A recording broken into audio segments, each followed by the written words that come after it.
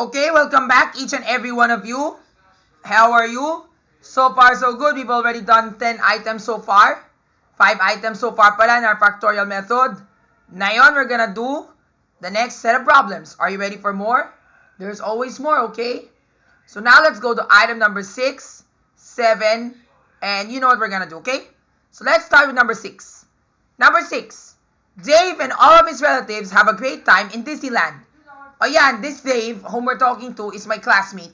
He's a bro of mine. He was in grade 8. So during that time when I studied at Chongse Academy, I remember I met that guy named Dave, and he was grade 8. He was a grade 8 student during that time. And in this scenario, he's going to Disneyland with his family.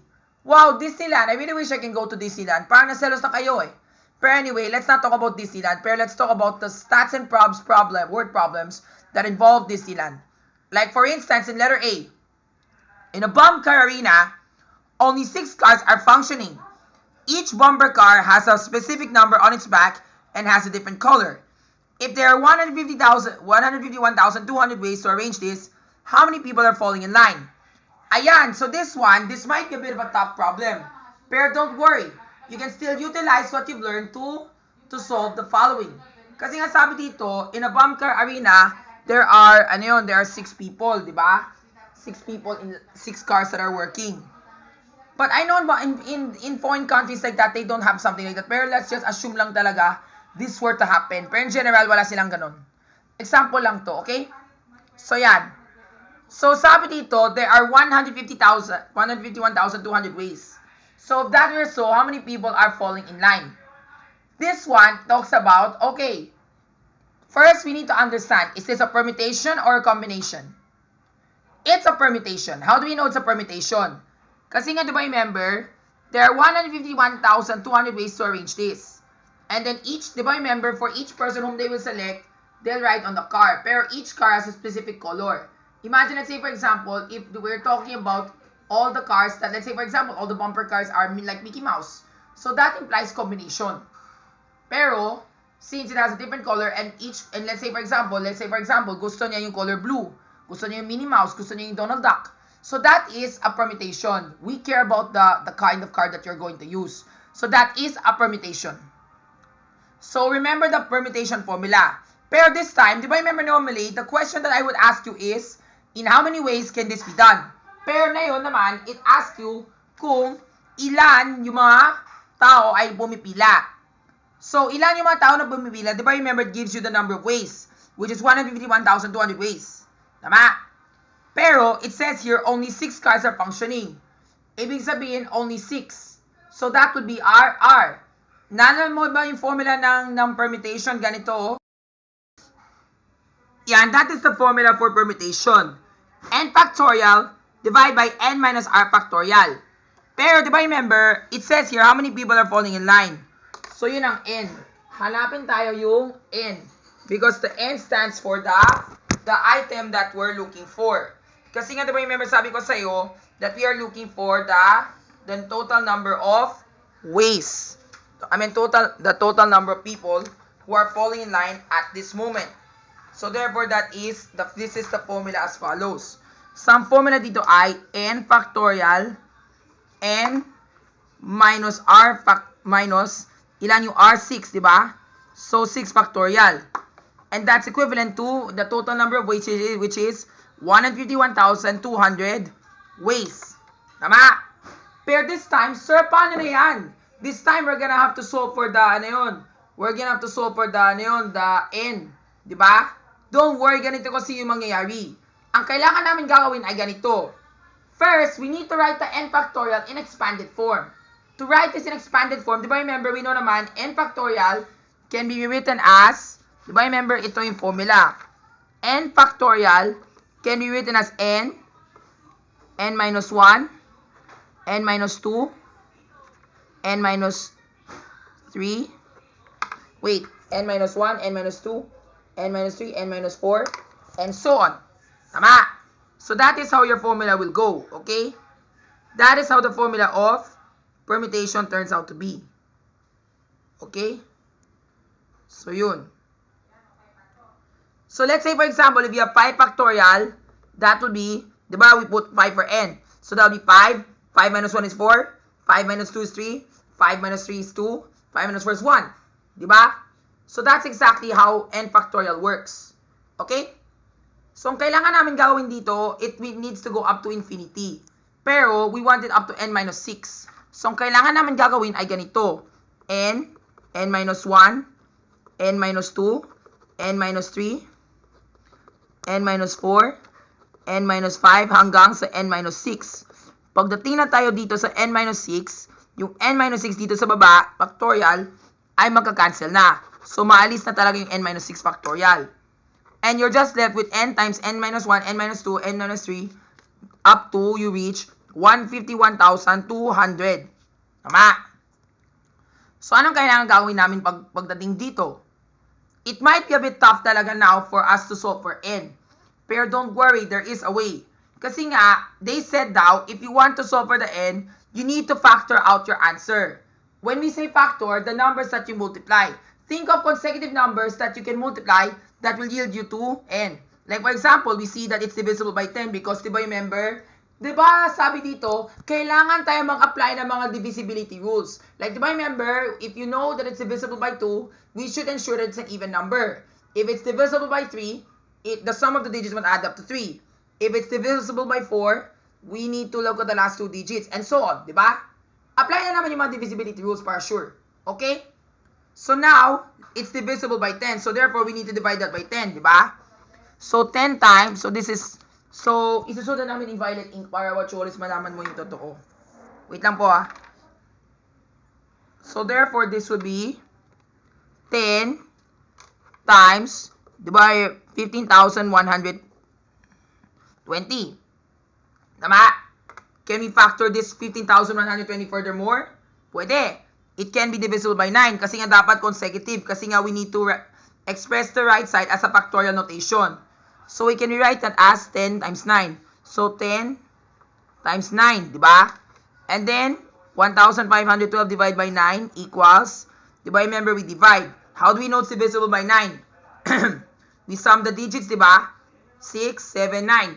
And if the sum of the digits are equal to 9, therefore we know that it's divisible by 9. Di ba? So, so yan.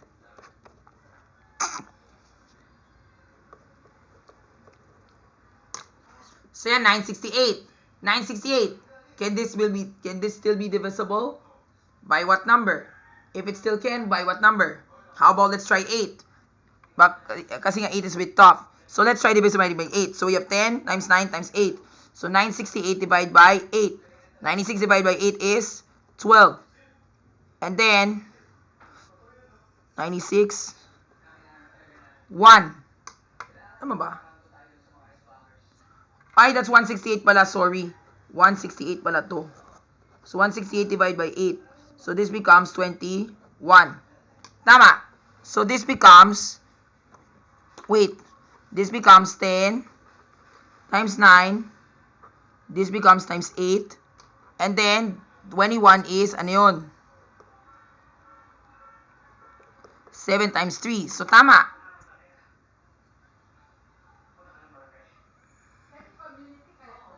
So tama, it's 10 times 9 times 8 times 7. That would be our answer. Pero ang ginawa ko sa Microsoft Excel ay ganito. Di ba? You wanna see?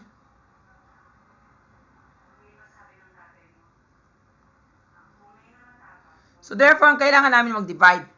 And if you think that they're equal, therefore, you got the right answer. Kasi nga diba remember, 10 times 9, 10 times 8, 10 times 7. So therefore, there must be 10 ways. Are you sure? So therefore, our n must be 10. So we input n as 10, we will still get the same answer. Now to double check, let's double check here in the Excel to see if we got the right answer. So let's try typing permute of 10, 6. Exactly. We got the right answer. So therefore, the correct answer is 10. So there are 10 people falling in line. So if you want to solve for n when it comes to factorial method, in solving for the factorial, we need to factor out the right side and make sure that the numbers are consecutive from the highest to the lowest. Then always get the highest number, which is 10. Para 10 10 minus 1, 9. 10 minus 2, 8. 10 minus 3, 7. 10 minus 4, 6. And so on. That's it. Okay, that's letter A. That's quite simple, right? Pero it's kind of tough, but sometimes in word problems, in stats and probs, they might ask you that question. So be very careful lang. So if in case lang talaga they are to ask you this question, you just have to apply the this formula. And then from there, yung n factorial nasa numerator, you have to you're gonna have to write in expanded form until it reaches the common with the denominator. Then cross it out and then factor out your right side and make sure that you can factor out with the consecutive numbers in descending order. Then once you're through, get the highest number. So yun lang. Next, letter B. In a teacup ride, each teacup can hold up to 6 people. How many possible arrangements can this be done? Of course, for this particular concept, this is a circular permutation. Naalam mo ba yung teacup sa isang ride sa Disneyland? If you ride on it, diba, remember, it's a circle, diba? And let's assume lang talaga, this teacup ride can hold, one teacup can hold up to, to 6 people. So, diba, remember, this is exactly what you're going to do, diba? And then you will sit down with your family and enjoy the ride. So, how many possible arrangements can this be done? So, we know since this is a circular permutation, kapag circular permutation,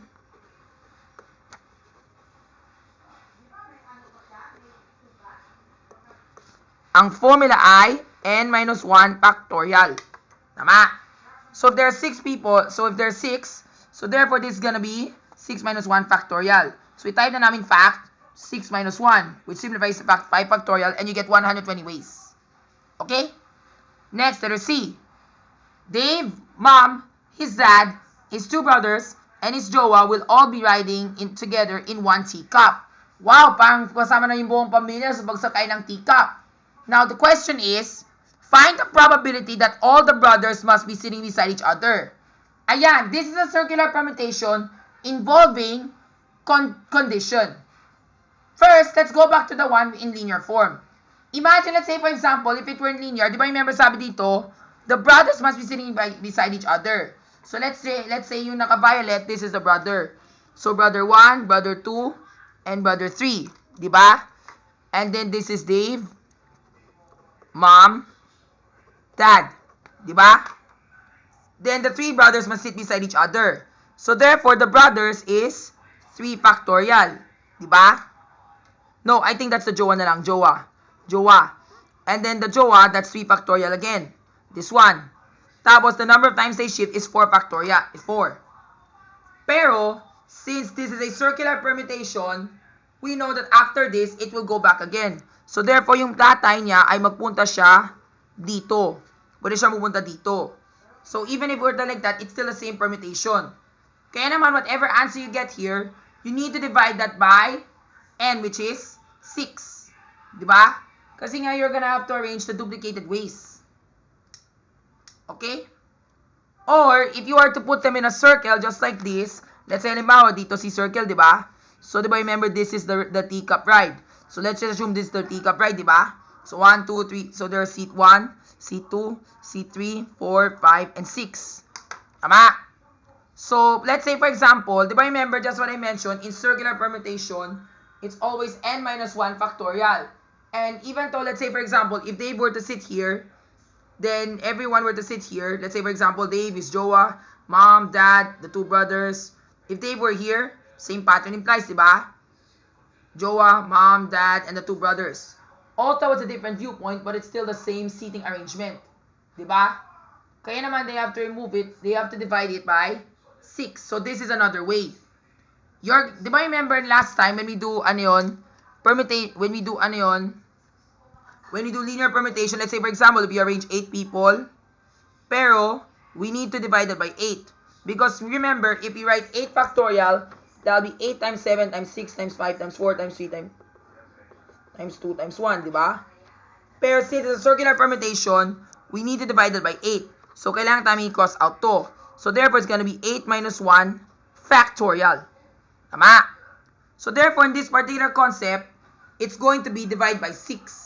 Kasi nga, we need to divide it by the total number of ways, which is 6. Because it's a circular permutation. And if you were to write this in expanded form, it will go like this. 3 times 2 times 1, 3 times 2 times 1, times 4, divide by 6. Of course, this one will be the same as this. So you're just left na lang with 3 times 2 times 4, which is 24. Diba? That should be the correct answer. Pero, diba remember, I know naman this is the condition.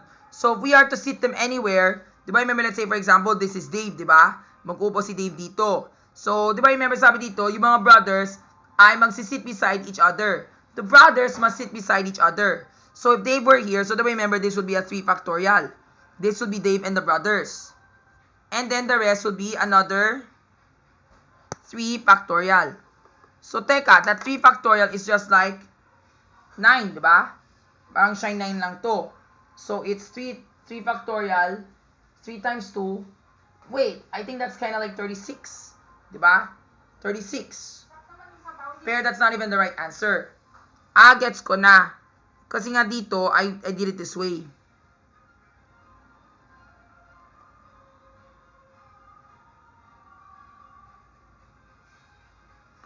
Kasi dapat we're supposed to have 24 ways. Pero this one, we got 36 ways. I do not know how this works. Pero if you know the correct answer, please leave it down in the comments. I'm already in a rush. Okay? So if you are to do 3 factorial, let's say for example, di ba si Dave ay nandito. Tapos si Dave ay nandito. Yung mga brothers ni Dave ay nandito din. So, I researched pala, there was one time on YouTube, they said, sa circular permutation, yung una dapat ay sina ano yun. You can sit them anywhere you like. Actually, they said you can take the group first. So that'll be 4 factorial. So 4 factorial, you can choose any of the 4 whom you like. 4, di ba? Or pang any of the 4 whom you like. Wala siyang factorial. And then what you hold is, you just arrange the ano yun, 3 factorial. And then what you and then you can arrange the group by 3 factorial and 3 factorial din. I'm not so sure if that's how the answer goes, pero what you hold is, leave a comment if you think this is right. Okay? Then, based on the answer and condition, you're going to divide that by the total number of outcomes. So therefore, this would be, maybe siguro we will have 2 answers na lang para to be sure. But I do not know which is the correct one. If you know exactly which is correct, please leave a comment below. Okay? So yan. So, di ba remember, we know the total is supposed to be 5 factorial. Tama? So therefore, 24 divided by 5 factorial will be one answer. Okay? So di ba remember, we have, ano yun? Product of fact of 3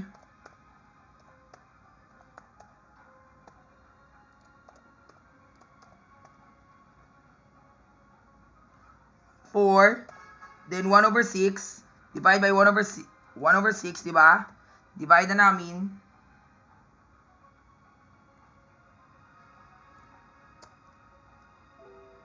Nope, we don't want this correction. And then we divide this by this one. So tama, we're supposed to get 0.2. Or another answer is, we can do 3 factorial times 3 factorial, divide by, ano yun?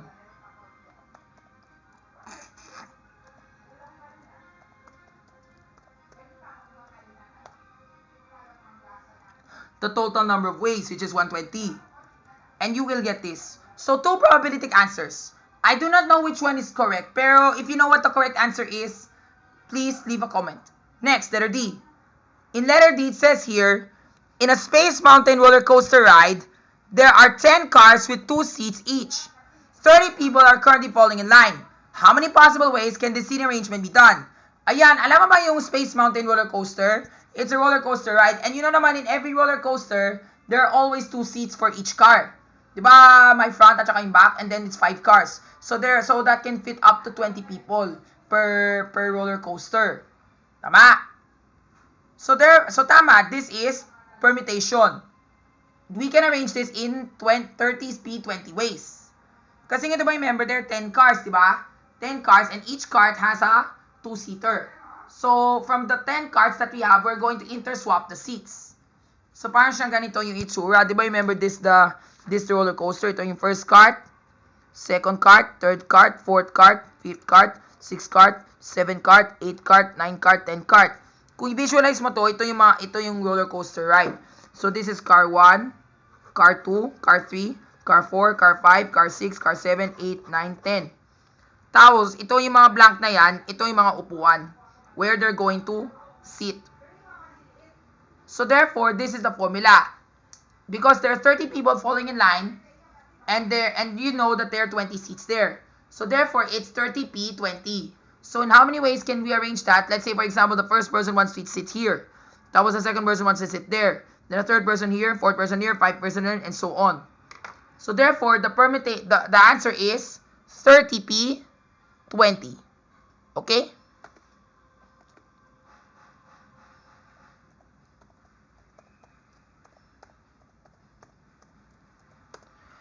And that'll be our answer. Pero the number will be very, very, very, very large. So I do not know what is the exact number to that. And there could be many possible ways for it to happen if that were so. So let's move on. Next, letter E. Dave wanted to have a picture taken with a specific Disney character. There are 7 Disney... Ayan! Diba remember kapag pumunta ka sa Disneyland, sometimes you might be lucky because you might see one of your favorite Disney characters whom you idolize or whom you see on TV. Diba, may nakita kayo mga mascot, diba? Mga mascot, tapos mag-picture taking kayo, tapos magsa-selfie kayo para may remembrance, diba? Like for example, Dave wanted to have a picture taking with Disney characters. And there are 7 Disney characters, but actually, I know, if you are to go to the real Disneyland, there are many more characters, more than just the 7. There are many more. Pero sample lang to, such that there are just only 7. To start with a simple problem. So here are the Disney characters. There's Pooh. Winnie the Pooh, diba? Tigger, diba? Si Tigger yung tigre. Mickey Mouse, of course, everybody knows Mickey Mouse, right? And Donald Duck. And Pluto. You thought Pluto's a planet, pero Pluto's the name of their dog in Mickey Mouse. Pero there's another dog there, eh. The matangkad. His name is Goofy. So, yeah. And then, 2 princesses. Hindi yung mga princesses sa Mario, ha? Pero yung mga Disney princesses. Like, for example, Snow White or Sleeping Beauty. Diba? So, yan. Now, let's answer the question. And then, he said, he wanted to have 4 pictures. How many ways can this be done? I forgot to put that. So, this one implies combination. So, let's say, for example, for the first picture, he will have a picture with Tigger. Second, with Donald Duck. Third, kay one of the princesses. And fourth, kay Winnie the Pooh. Pero, if they were to interswap that, that's still the same. Kasi nga, ang gusto niya, he doesn't care about the order for whom he's gonna take a picture with. He cares about kung sino yung mga Disney characters kung mag-picture sa kanya, whom he wants to have a picture with. That's what he cares. So, kailangan namin ay combination. Naalam mo yung combination, di ba? Ang combination formula, it's always n factorial minus n minus r factorial divided by r factorial. Di ba sabi ko dito, you know this one, this is a permutation. Pero dito, meron tayo ito because we take away arrangements being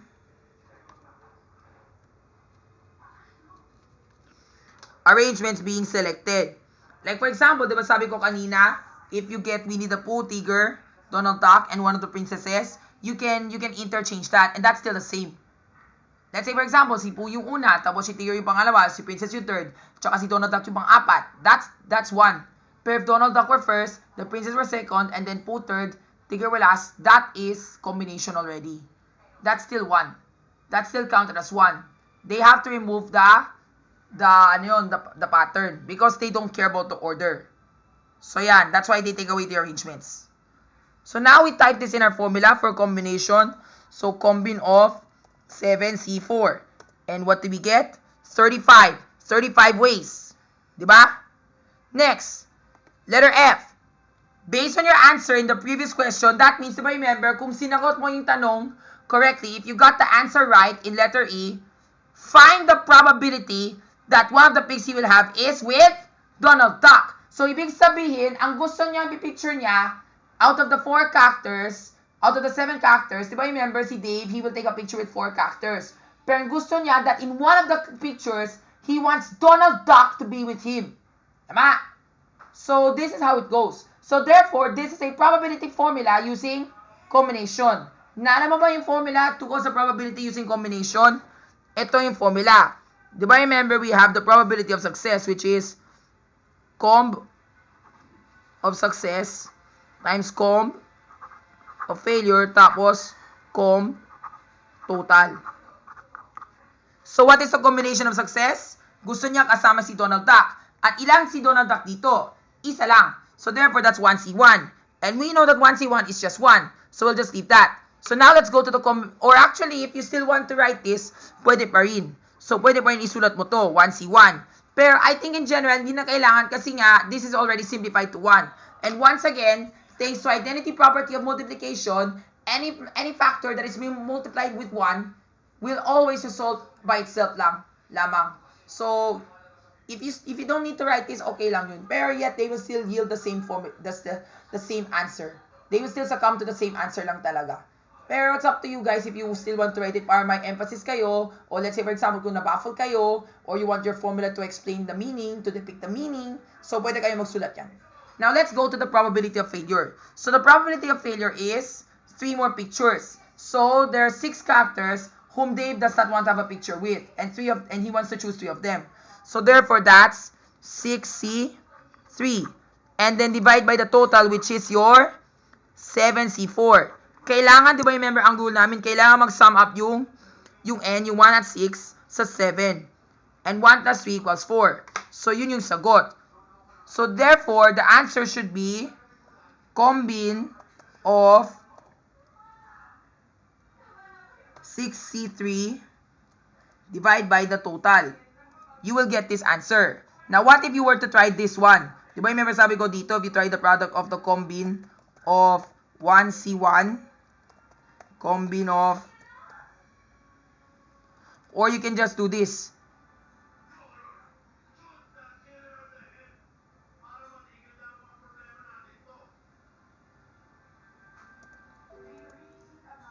Yeah, and you will still get the same answer in. Even though you do this. Same answer lang yun. Thanks to identity property of multiplication. Yun lang. Now for the next problem, let's go to item number 27 for number 17.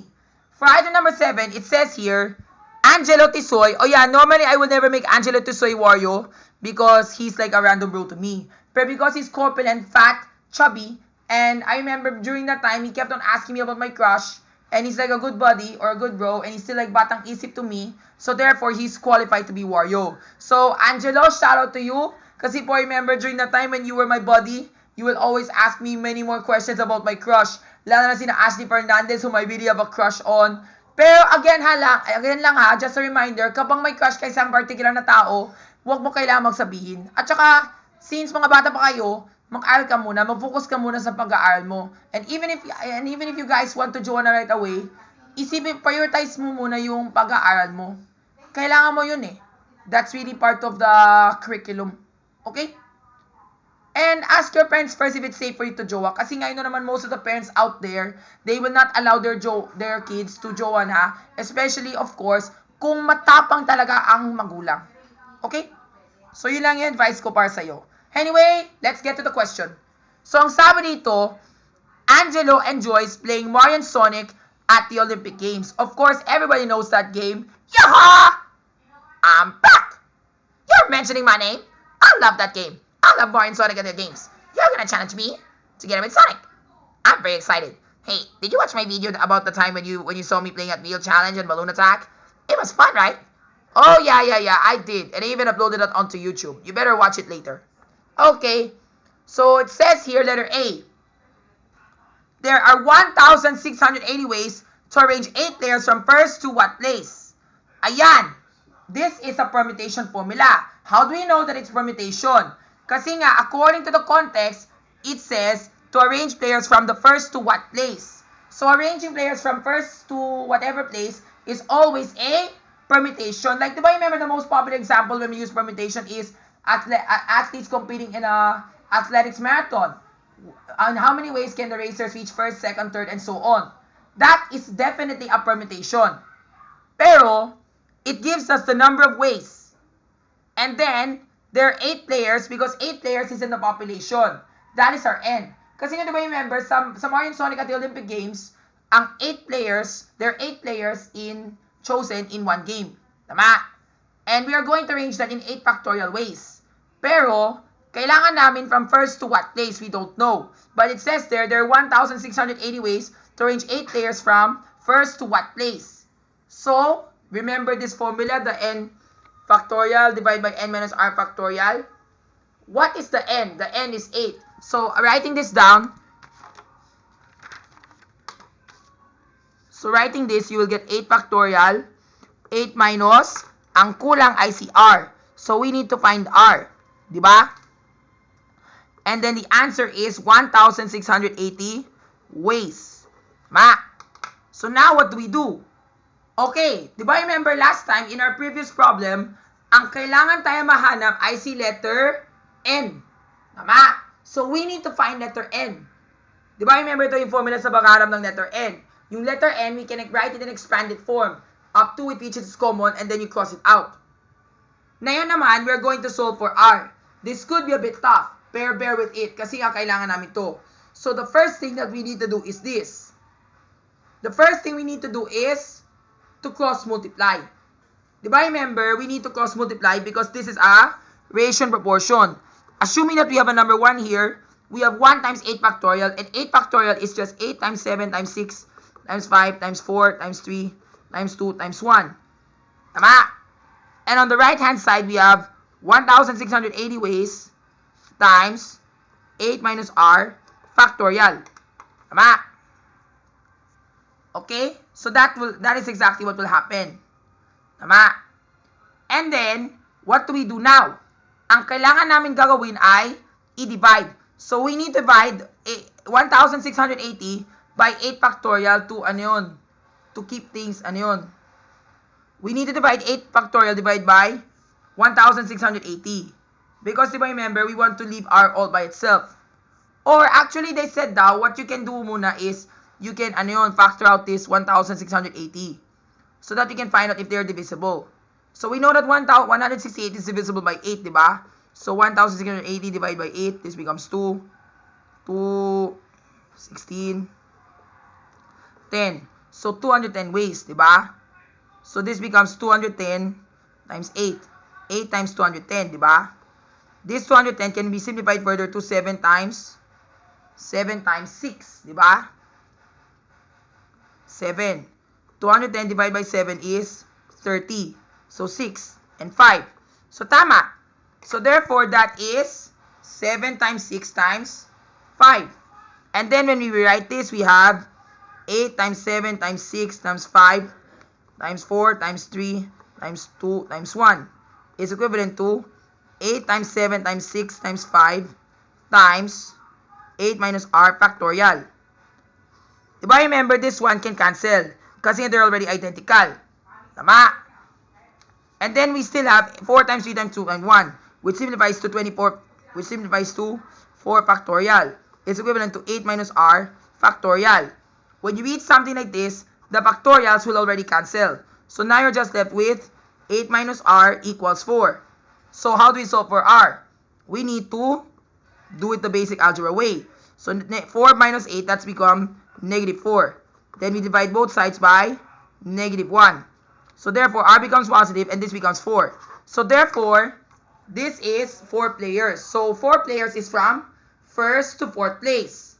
Now double checking with our permutation formula to verify if this is true. So this is how we're gonna do it. So we type there permu of 8, 4. We got it! 1,680 ways. Good job. So first to 4th place. Okay? So that's the answer. That's the answer to letter A. So the answer to letter A is, we arrange the players from first to the 4th place. And that's it. Next, letter B. If there are 4,845 ways for 4 players to compete in an event, what series of Mario Olympic Games is he playing? Ayan, for this particular concept, yun na naman talaga, in Mario and Sonic at the Olympic Games, there are 2 versions. It can be the literal version, which is the Summer Olympics, or the winter version, which is the Winter Olympics. In the summer version, there are 16 possible characters for Mario to choose, for a player to choose. But in a Winter Olympics version, there are 20. So it says here, their total number of ways. And then they're going to choose 4 players to compete in the event. So we are looking for n. Okay? So nalaman ba yung formula na n ng combination formula, n factorial divided by n minus r factorial? So now we're gonna look for n in combination. So how do we do this? Ganito yung formula. Diba remember this is n factorial. Tapos this is n minus r factorial times n factorial. So what's r? R is 4. So n minus 4 factorial times 4, diba? And then the equal is 4,845 ways.